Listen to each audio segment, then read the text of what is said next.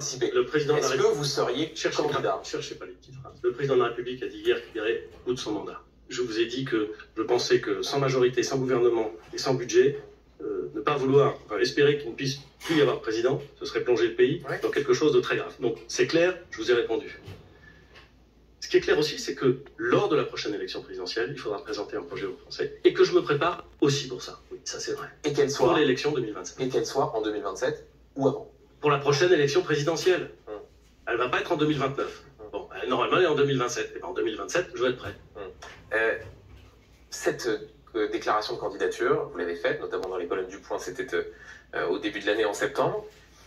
Qu'est-ce que vous dites à ceux qui nous regardent ce soir, qui se détournent du président de la République, qui voient que dans les sondages, il continue de baisser. Là encore, les sondages valent ce qu'ils valent, mais le fait est que la tendance est assez claire. Vous disiez tout à l'heure aussi le risque que ces Français-là se détournent de la politique. Et ces Français qui se disent, au fond, Édouard Philippe, il a été Premier ministre d'Emmanuel Macron pendant 3 ans, fait partie du système. Il est maire du Havre, il est dans le monde politique depuis très longtemps.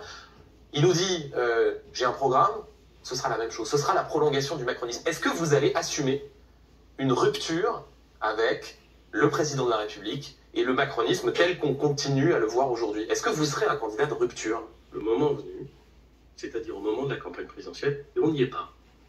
J'ai toujours dit que je serais candidat.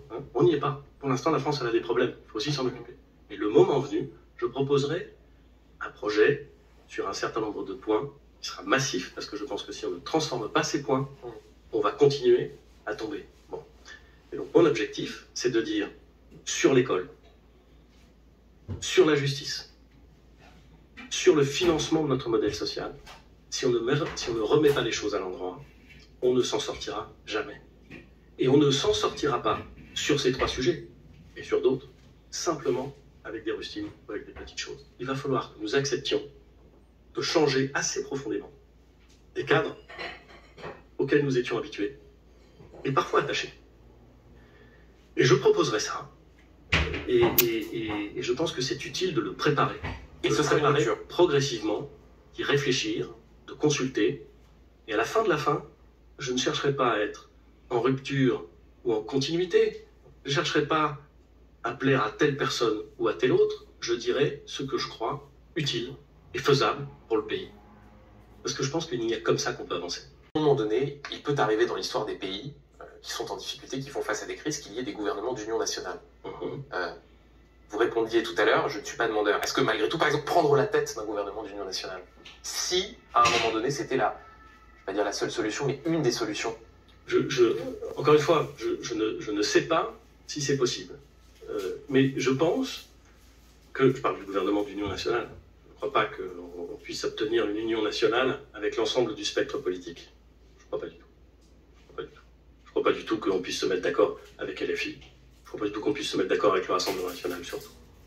Mais un gouvernement d'union la plus large possible, pour essayer de stabiliser les choses, faire fonctionner l'État, arrêter la bascule financière, essayer d'avancer sur un certain nombre de sujets, faire confiance aux partenaires sociaux, demander aux Français de trancher quelques sujets, ça je pense que c'est nécessaire. Je pense que c'est indispensable. Dernière question, Édouard Philippe. Certains s'interrogent parfois sur votre silence, le fait que, contrairement à d'autres responsables politiques, vous n'avez pas décidé de retomber dans le chaudron parlementaire, là où vous auriez pu être candidat à la députation cet été. Est-ce que vous êtes vraiment déterminé? Est-ce que vous êtes prêt à être candidat? Ou est-ce que, au fond, selon les circonstances, au gré de la façon dont tout cela pourra évoluer, vous pourriez changer d'avis? Je savais que vous étiez sérieux, mais je ne savais pas que vous, en plus, vous aviez de l'humour comme ça en fin d'émission. Je suis très sérieux. Je suis très sérieux. D'ailleurs, en général, les gens trouvent que je suis très sérieux. Et donc, je suis très déterminé. Très déterminé parce que je pense que mon pays va mal. Et que ça m'insupporte. Et qu'au fond, il peut le repartir. Quand je regarde de Paris, je m'angoisse dans des proportions qui sont considérables. Quand je parcours le pays, je vois partout des pépites. Je vois partout des compétences, des enthousiasmes, des sites patrimoniaux remarquablement bien mis en valeur, des acteurs sociaux qui font un travail extraordinaire, des chefs d'entreprise qui prennent des risques. Notre pays, il a de la ressource. Il a de la ressource, mais il est englué. Donc il faut qu'il reparte.